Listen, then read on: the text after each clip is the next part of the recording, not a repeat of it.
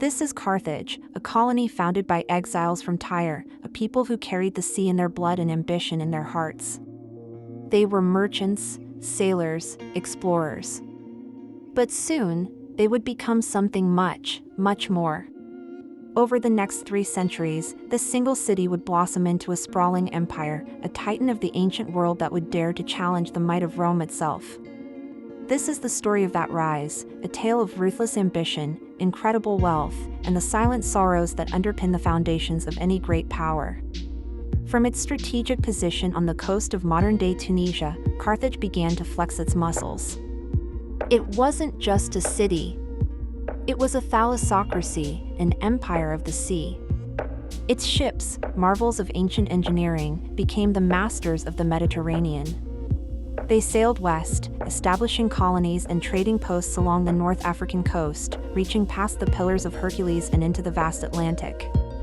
They pushed north, seizing control of the strategic islands that dotted the sea, the Balearics, Corsica, Sardinia, and most contentiously, the western half of Sicily. This expansion was driven by a powerful aristocracy, dominated by influential families like the Maganids and, later, the legendary Barcas. They were not just politicians, they were merchant princes, generals, and admirals. Their goal was simple: control the trade routes. They wanted the silver from the mines of Spain, the tin from distant Britain, and the life-giving grain from Sicily and North Africa. Trade was the lifeblood of Carthage, and they would spill the blood of any who threatened it. Their navy, the most formidable of its time, acted as both a shield and a sword, protecting their merchant fleets while ruthlessly crushing any rivals. But who were these rivals? The primary competitors for Mediterranean dominance were the Greeks. For centuries, Carthage and the various Greek city-states, particularly Syracuse and Sicily, were locked in a series of brutal conflicts. The Sicilian Wars were a relentless back-and-forth struggle for control of the island, a fertile prize that both powers desperately coveted. Battles were fought on land and at sea, cities were besieged, and entire armies were annihilated. It was a crucible of conflict that hardened Carthage, testing its military and its resolve. Through these wars, Carthage proved its staying power, cementing its control over the Western Mediterranean and setting the stage for an even greater conflict. The society that fueled this expansion was complex and, to outsiders, often unsettling.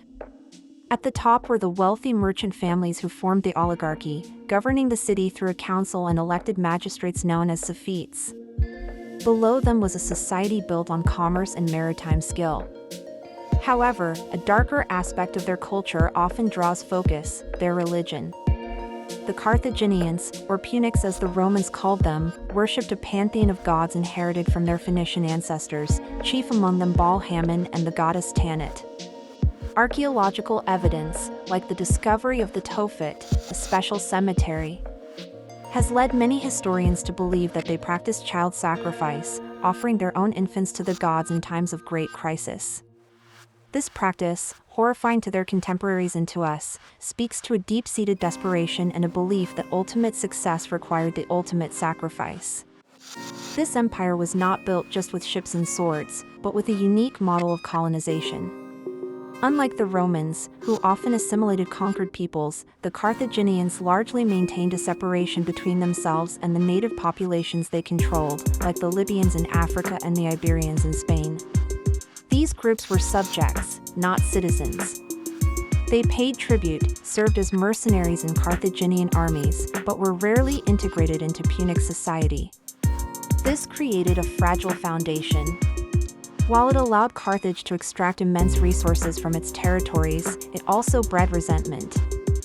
The loyalty of its subjects was often bought with coin, not forged in kinship, a weakness that its greatest rival would later exploit with devastating effect. By 300 BC, Carthage had reached the apex of its power. It was an empire that stretched from the shores of Libya to the coast of Spain. Its treasury overflowed with silver and gold. Its harbors bustled with ships from every corner of the known world. Its armies, bolstered by fierce mercenaries, Numidian cavalry, Spanish infantry, Gallic warriors, were a match for any foe. Carthage was the undisputed queen of the Western Mediterranean. Looking out from the citadel of Bursa, a Carthaginian noble would have seen a world at their feet, a future of limitless prosperity and power stretching out before them. They had outmaneuvered the Greeks, subdued the African tribes, and tamed the seas. They had built an empire of purple dye and glittering silver, a testament to their skill, their courage, and their ruthlessness. But even at this zenith, shadows were gathering on the horizon. Across the sea, on the Italian peninsula, another city-state was on the rise. It was a republic of farmers and soldiers, with a discipline and a will to conquer that was unlike anything the world had ever seen. This was Rome. The clash between these two superpowers was inevitable. The stage was set for one of the most epic conflicts in all of history, the Punic Wars. The rise of Carthage was a story of incredible achievement, but it was also the prologue to its own dramatic and tragic downfall. The very success that had carried Carthage to such great heights had placed it on a collision course with a power that would ultimately lead to its complete and utter destruction. So as we look back on this powerful empire, we see more than just conquerors.